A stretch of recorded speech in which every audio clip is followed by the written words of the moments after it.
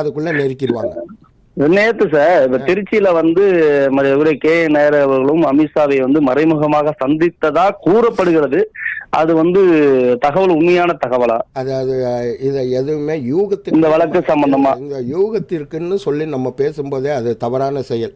யூகன்றது இந்த பத்திரிக்கைக்காரங்க விளம்பர இதுக்காகவும் தன்னை விளம்பரப்படுத்திக்கிறதுக்கும் இதுக்குன்னு நமக்கு அதிகாரப்பூர்வமாக வந்தால் மட்டும்தான் நம்ம பேச முடியும் அந்த விஷயங்கள்ல. அதே போல அதிமுகவினுடைய முதல்வர் வேட்பாளராக நிற்கக்கூடிய என்டிஏ கூட்டணியுடைய எடப்பாடி பழனிசாமி அவர் வந்து நேருவோட இடி ரைடு அந்த ஃபைல் சம்பந்தமா வந்து கவர்னர்கிட்ட இன்னைக்கு ஆலோசனை நடத்த போறதாகவும் ஒரு தகவல் கூறப்படுகிறது. அது எப்படி பாக்குறீங்க? ஆல்ரெடி அதிமுக ஆட்சியில் இருக்கும்போது திமுக காரங்க கொண்டு போய் ஒரு பேப்பர் கொடுத்தாங்க, ஞாபகம் இருக்குங்களா உங்களுக்கு? ஊழல் நடந்திருக்கு, அவ்வளோ நடந்திருக்குன்னு ஒரு பெட்டியை தூக்கிட்டு போய் கொடுத்து இது நடவடிக்கை எடுங்கன்னாங்க. புரியுங்களா? இது கவர்னர்கிட்ட கொண்டு போய் கொடுக்கறதுங்கிறது அவங்க வந்து தன்னை இது பண்ணிக்கிறாங்க, அவ்வளோதானே தவிர இதில் வந்து மத்திய அரசு என்ன நடவடிக்கை எடுக்கிறாங்களோ அதுதான் அதில் அமையுமே தவிர வேறு எந்த வகையிலையும் எந்த ஒரு இதுவும் இது பண்ணாது. இப்போ அமித்ஷா வாயிலிருந்து எப்பாடுபட்டாவதுன்ற வார்த்தை வந்து ஒரு பெரிய விஷயம். அது அரசியல் உன்னிப்பாக பார்த்துட்டு இருக்கவங்களுக்கு மட்டும்தான் அதோட இது புரியும். ஏன்னா ஒவ்வொரு விஷயத்தையும் அளந்து பேசக்கூடியவங்க அவங்க. ஏன்னா ஒவ்வொரு ஸ்டேட்டையாக அவங்க பிடிச்சிக்கிட்டு வரும்போது இப்போ ஒன்றும் இல்லை, கேரளாவில் வந்து பார்த்திங்கன்னா அடிப்படையே கிடையாதும்பாங்க. ஆனால் இன்னைக்கு வந்து கேரளா மாநிலத்தோட முக்கிய பகுதியாக திருவனந்தபுரத்தையே தூக்கிட்டாங்க அவங்க. புரியுதுங்களா? அது வந்து அவங்க மக்கள் அவங்க மேலே இது பண்ண ஆரம்பிச்சிட்டாங்க. உடனே நம்ம ஆளுங்க இங்கே இருக்கிற இந்த சிறுபான்மையினர் தலைவர்கள்னு சொல்லி சுற்றுவாங்க பாருங்க ஒருத்தானுங்க, அவனுங்க உடனே அங்கே 50,000 டிஃப்ரெண்ட்டு தாங்க.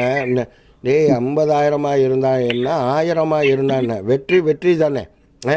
அப்படி பார்த்தாக்கா திமுக போன எலெக்ஷனில் வந்து வெறும் 2% தான் டிஃப்ரெண்ட்டு. புரியுதுங்களா?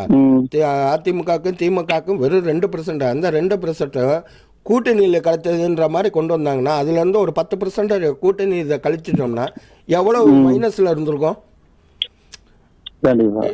இப்போ விஜய் அவர்கள் கட்சி தொடங்கினால அவங்க திமுக கூட்டணியில் இருக்கக்கூடிய கூட்டணி கட்சிகளுடைய தொண்டர்கள் தான் போயிட்டாங்களே தவிர இங்கே பிஜேபியில் இருந்தோ அதிமுகவில் இருந்தோ இதுல இருந்தோ யாரும் போகல. இளைஞர்கள் அப்படி நீங்க அப்படி பார்க்கும்போது லைலா காலேஜோட கருத்து கணிப்பு வந்து பிஜேபியோட கூட்டணி அதிமுக உங்களோட கூட்டணி இது வந்து ஃபுல்லா பாத்தீங்கன்னா உங்களுக்கு 3வது இடம் தானே அவங்க சொல்றாங்க. அப்படி அவன் சொல்லலைன்னா தான் நீங்க ஆச்சரியப்படணும். சரிங்களா? நீங்க ஓட்டு பிரியல சொல்றீங்க, ஓட்டு வந்து பிரியல டிஎம்கேல இருந்தா போட்டு போச்சு அப்படின்னு நீங்க சொல்றீங்க. ஆனா கருத்து கணிப்பு வந்து தம்பி நயினா நாகேந்திரன் வந்ததுக்கு அப்புறம் அமிங்கி இருக்குது பிஜேபின்னு சொல்லுவாங்க. வாஸ்தவம் தான். ஆக்டிவ் குறைஞ்சிச்சு. ஏன்னா அண்ணாமலையோட மூமெண்ட் மாதிரி நயினா நாகேந்திரன்ட்ட இருக்காது. என்னன்னா உங்களுக்கு ஏற்கனவே சொல்லிட்டேன், அவர் வந்து ஒரு இந்த கூட்டணிக்காக மாற்றப்பட்ட மாநில தலைவர், அவ்வளோதான். அதை புரிஞ்சவங்களுக்கு புரிஞ்சிருக்கும். அதுதான் சரியா அவரால் பண்ண முடியலையே. இப்ப வந்து எல்லாத்தையும் ஒருங்கிணைக்க முடியல. ஓபிஎஸ் வந்து தனியா நிக்கிறாப்ல, டிடிவி தனியா நிக்கிறாப்ல, ஆல்ரெடி செங்கோட்டையன் வந்து டிடிவியோட போய் இணைஞ்சிட்டாப்ல. இப்ப வந்து அடுத்து ஒரு டீம் போயிருச்சு. அடுத்து இன்னும் நிறைய பேர் ஏடிஎம்கேல இருந்து தான் வந்து டிவிகேவுக்கு போக போறதா தகவலும் சொல்லிட்டு இருக்காங்க. இது எப்படி அது சாத்தியமாச்சு அவரை போட்டதுனால? திமுகல இருந்து சாப்பிட்டவன் எந்திரிச்சு போய் நேரா போய் டிவிகேல போய் சேர முடியுமா? கொண்டுபிடுவாங்க. சரிங்களா? இப்ப ஒண்ணுமே வருமானமே இல்லாம இருக்கிறவன் தான் நேரா கிளம்பி அங்க போய் சேர்ந்துருவான். நீங்க சொன்னதுக்காக நான் சொல்றேன், அண்ணாமலை சிறப்பா பணியாற்றிட்டு இருக்கும் பொழுது அவரோட பொறுப்பா அவரோட இதை வந்து அவர் சரியா செஞ்சுக்கிட்டு இருக்கும் பொழுது ஏடிஎம்கே அலையன்ஸ்ல வந்து வரணும், திமுக ஒழிக்கணும், அதுக்கு வந்து நயினா நாகேந்திரன் கொண்டு வந்தாதான் இந்த கூட்டணியை வந்து நம்ம ஒண்ணு சேர்க்க முடியும், ஏடிஎம்கே வலுப்பெறும், சசிகலா அவங்களும் உள்ள வரதுக்கான வாய்ப்பு இருக்கு, அவர் ஏடிஎம்கே இருந்தவர், அதனால எல்லாத்துக்கிட்டையும் அனுபவம் இருக்குன்னு சொல்லி அவரை வந்து மாத்தனதா நீங்க சொல்றீங்க. ஆனா அந்த விஷயம் எதுவுமே நடந்த மாதிரி இல்லையே. அதுக்கு அந்த அரிசி மூட்டை அந்த குடவுலயே இருந்திருக்கலாமே. இல்ல, நான் சொல்றது நீங்க புரிஞ்சுக்க மாட்டேங்கிறீங்க. நீங்க பிஜேபியில அண்ணாமலைங்கிறது ஒன் மேன் ஆர்மி மாதிரி. புரியுதுங்களா? அவர் வந்து எப்பயுமே வந்து தனிப்பட்ட முறையில் தனியாக அவர் பேசி டிசிஷன் எடுக்கக்கூடிய மேல்மட்டத்தில் பேசி அவருக்கு முழு அதிகாரம் கொடுக்கப்பட்டிருந்தது. சரிங்களா, நீங்க வந்து நடைமுறைப்படுத்துங்கன்னு. ஆனா எடப்பாடி அவர்கள் அதிமுக தலைமையில் இருக்கிறனால அவருக்கும் அண்ணாமலைக்கும் ஆகலங்கிறனால ஒரே உரையில 2 கத்தி இருக்க முடியாது அப்படின்ற மாநில தான் அது நகர்த்தப்பட்டது. புரியுதுங்களா? இல்ல ஒரே உரையில 2 இல்ல. ஏதாவது என்ன அப்படின்னா, எடப்பாடி வந்து சிஎம் அப்படின்னா எனக்கு வந்து நான் வந்து சப்போர்ட் பண்ண மாட்டேன், ஏடிஎம்கே கூட்டணி வைக்க மாட்டேன்னு அண்ணாமலை ஓபன் டாக் சொன்னனால தானே இது மாற்றப்பட்டுச்சு. அதேதான், அதை தான் சொன்னேன் நானு. ஒரே ஒரு 2 கத்திகள் இருக்க முடியாது. இன்னொன்னு, எடப்பாடியை பொறுத்த வரைக்கும் அவரு யார வேணான்னு சொல்றாரோ அவங்க எல்லாருமே அந்த கட்சிக்குள்ள இருந்தவங்களை தான் அவர் வேணான்னு சொல்லியிருக்காரு. இப்ப ஓபிஎஸ் வந்து இவர் எப்ப நீக்கி இருக்கணும் கட்சியை விட்டு?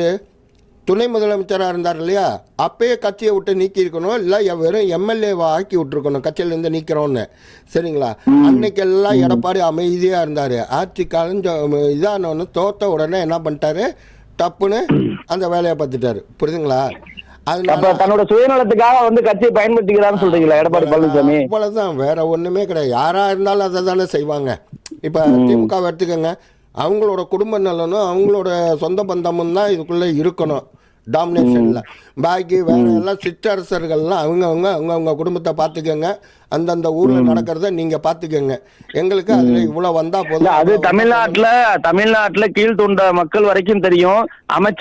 அமைச்சர்னா அடுத்து வர்றது அமைச்சர் புள்ள அமைச்சர், அதாவது வந்து சிஎம்னா சிஎம்மோட புள்ள வந்து அடுத்து சிஎம். இது வந்து அவங்க தொன்று தொட்டு வரலாறு மாதிரி தான் கொண்டுட்டு வந்திருக்காங்க. அதுதான் உங்களால மாற்ற முடியலங்கிற ஒரு வருத்தமும் வந்து நிறைய கட்சிகளுக்கு இருக்கு, நிறைய மக்களுக்கு இருக்குன்னு வச்சுங்களேன். வெளிப்படையாவே நான் சொல்றேன், இதை வந்து மாற்ற முடியுமா அப்படின்னு சொல்லி. இதை மாற்ற முடியும்னா ஒரு புது சக்தியா வந்து நாம் தமிழர் கட்சி உருவாச்சு. அதுவாலையும் வந்து ரொம்ப நாள் வந்து தாக்கு பிடிச்சி வந்து இப்பதான் ஒரு ஸ்டேஜ் அளவுக்கு வளர்ந்து வந்துட்டு இருக்க சமயத்துல டிவிகேவும் உள்ள வந்துருச்சு. இப்ப இது மாதிரி தமிழ்நாட்டுல வந்து பல சக்திகள் ஒன்று சேர்ந்துமே வந்து அவங்கள ஒன்றும் பண்ண முடியலங்கிறதானே ஒரு வாதமா நம்ம பாக்குறோம். நீங்க இதுக்கு ஒரு சின்ன எடுத்துக்காட்டு சொல்றேன், கேட்டுக்குங்க.